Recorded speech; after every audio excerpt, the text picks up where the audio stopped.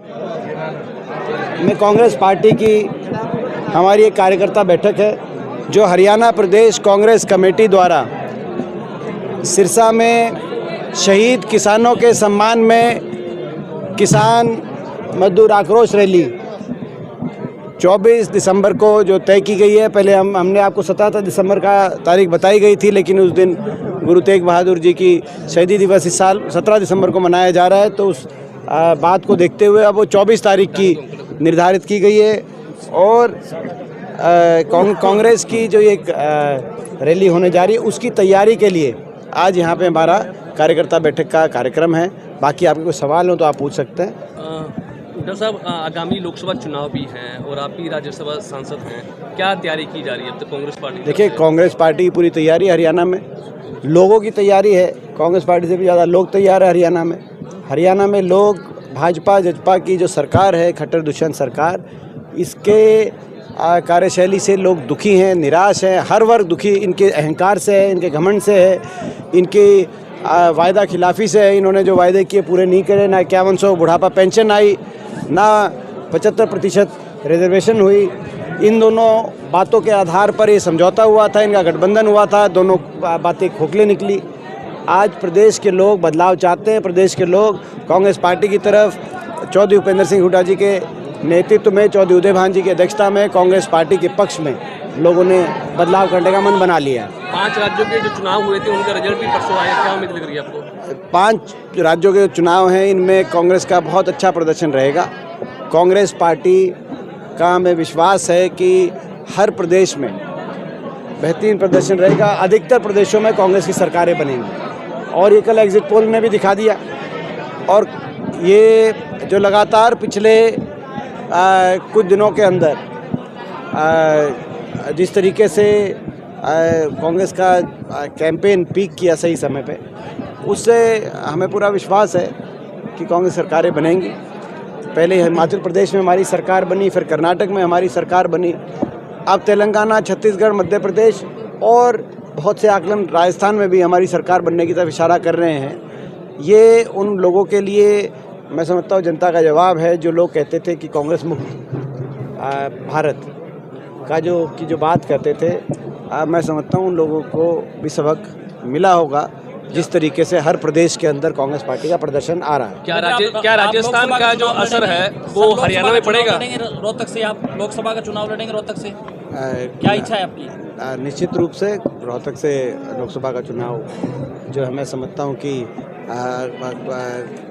लड़ने की इच्छा भी है और कांग्रेस पार्टी की तरफ से वहाँ से मैं समझता हूँ कि चुनाव लड़ने के लिए। राजस्थान का जो असर है क्या हरियाणा में पड़ेगा? देखिए, राजस्थान का ही नहीं, हर प्रदेश के नतीजे का, चाहे वो हिमाचल में जब कांग्रेस की जीत हुई आपने देखा होगा, उसका भी असर आया था, कर्नाटक की जीत का भी आया था। और अब मुख्य बात ये है कि इन 5 प्रदेशों में कांग्रेस का बेहतरीन प्रदर्शन हो रहा है। आपने देखा तेलंगाना में बीजेपी तो लुप्त सी हो गई, ये भी इतिहास में पहली बार हुआ है। जो दूसरे नंबर की पार्टी हो, भारतीय जनता पार्टी, आपको मैं जानकारी मिला हूँ, वो दूसरे नंबर की पार्टी है वहाँ, वो लुप्त हो गई चुनाव में और कांग्रेस आ गई जो तीसरे नंबर की पार्टी थी वहाँ। तो ये एक संकेत है जो लोगों ने दिया है कि जो अहंकारी सरकार है, जो तानाशाही भाजपा की सरकार है, जो हर वर्ग को अपमानित करके अपना शासन चलाने में विश्वास रख रही है, जो सरकार, जो बड़े उद्योगपति घरानों को लाभ पहुंचाकर किसान, मजदूर, गरीब के हकों से वंचित को अपने हकों से वंचित किए करने के कार्यशैली अपना रही है जो सरकार देश में, आज देश के लोग उस सरकार से संतुष्ट नहीं है और एक झटका 3 तारीख को देंगे, ऐसा हमारा विश्वास है। जहाँ तक सिरसा रैली की बात है, 24 को सिरसा में हम एक रैली करने जा रहे हैं। जिन किसानों ने अपनी शहादत दी थी, जो बलिदान दिया था, उन बलिदानों को ना तो प्रदेश का किसान भूला है, ना वो परिवार भूले, ना इस सरकार को हम भुलाने देंगे। उन चिताओं की तपिश आज तक मैं समझता हूँ इस प्रदेश के किसानों के और प्रदेश के 36 बिरादरी के दिलों में जो है एक चिंगारी की तरह सुलग रही है और सही मौके पे सरकार को जवाब देंगे। एक अहंकारी सरकार, एक ऐसी सरकार जिसके अहंकार ने 700 से ज़्यादा किसानों की बलि ली हो, उस सरकार के अहंकार को तोड़ने के लिए हमारा ये एक न्याय युद्ध भी है।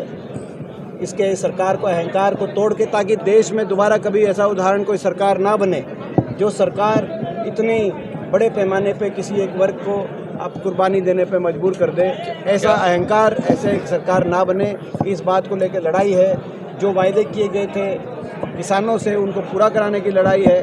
प्रदेश में बदलाव लाने की लड़ाई। भिवानी में किसान और प्रशासन और ये इन्हीं बातों को लेकर शहीद किसान सम्मान, किसान आक्रोश, किसान मजदूर आक्रोश रैली ये सिरसा में की जाए। दीपेंद्र जी, आपके स्वागत में आया सीएम आया के नारा लगे हैं, क्या माना जाए इसको? ये पहले नारे दुष्यंत के स्वागत में लगते थे। न सिर्फ ये नारे हरियाणा में हैं, जब आप अमेरिका गए थे तो वहाँ भी नारे लगे थे। आप लोग मेरे को जानते हैं, मैंने आज तक कोई किसी पद के लिए कभी भी चाहे मैंने कोई ना प्रयास किया, ना कोई मेरा पद पाना कोई लक्ष्य है। और हरियाणा में चौधरी उपेंद्र सिंह हुड्डा जी के नेतृत्व में और चौधरी उदयभान जी की अध्यक्षता में हम लोग जो है बदलाव, परिवर्तन लाने के लिए कांग्रेस पार्टी चल रही है। लोग चौधरी उपेंद्र सिंह हुड्डा जी के नेतृत्व को याद करते हैं। आज इसी आधार पर कांग्रेस पार्टी की हवा पूरे प्रदेश से बनी हुई है और हम लोग सभी कार्यकर्ता के रूप में जो है कांग्रेस पार्टी को मजबूत करने के लिए प्रयास कर रहे हैं सर।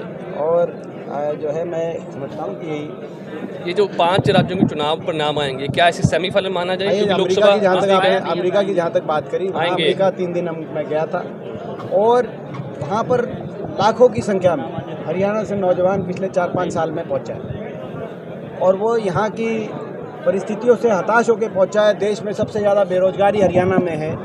ऐसे में ही अपने घर बार, माता पिता को छोड़कर कोई और इतनी मुश्किलों के कठिन रास्तों से हरियाणा का नौजवान वहाँ पहुँचा है जिसकी कल्पना नहीं की जा सकती। 3-3 महीने, 6-6 महीने पनामा के जंगलों के अंदर से और डंकी के रास्ते और फिर मैक्सिको की जो है दीवार कूद के वहाँ पे हरियाणा का नौजवान पहुँचा है।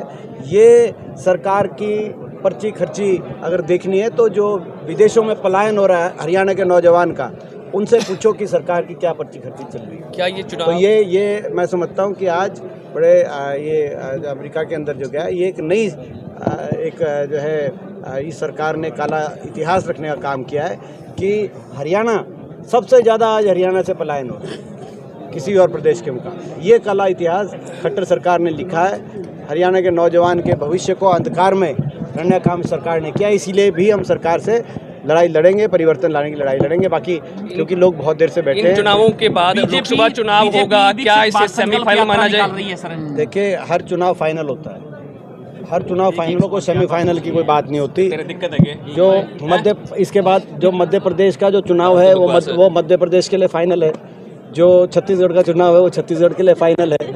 और आपका सवाल आपके लिए फाइनल है और इनका सवाल इनके लिए फाइनल है। सर, बीजेपी विकसित भारत संकल्प यात्रा निकाल रही है, कह रही है कि 56 दिनों में हर मतदाता तक पहुंचेंगे और 2047 तक बात है वो विकसित हो जाएगा। ये जो है भारतीय जनता पार्टी 10 साल यात्रा ही निकालती रह गई।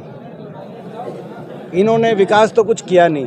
अगर विकास कराया होता तो ये यात्रा ना निकालते, वो विकास के अपने कार्य दिखाते कि हमने इतने थर्मल बना दिए, इतने परमाणु बना दिए, कारखाने बना दिए, इतने विश्वविद्यालय बना दिए, इतने एम्स बनवा दिए। ये बताने का काम करते हरियाणा में, मगर इन्होंने विकास तो कराया नहीं। 10 साल इनके यात्रा में निकल गए। अब इनको सत्ता से बाहर जाने की यात्रा कराने का काम जनता करेगी।